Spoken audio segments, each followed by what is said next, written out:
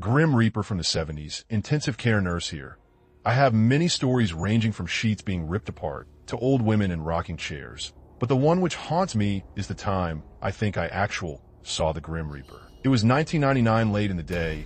It was summer and turning dark in a busy 12-bedded ITU in London. I was in charge, and at the nurse's station, there were a few people milling around, but less than during the day. I looked up to see this man opening and coming through the double doors into the unit. What was so striking about him were his clothes. He looked like he had been picked straight out of 1974 and dropped in 1999. He was wearing brown cord flares. The platform shoes men wore then an orange, yellow, and brown check shirt with a cream and brown patterned tank top over the shirt. He was white with shortish brown hair, not quite 1970s, and about 30 years old. He walked calmly, like he did this all the time, towards a bay of patients. Not recognizing him and knowing he wasn't a relative of other healthcare person, I said, "Hello, can I help?"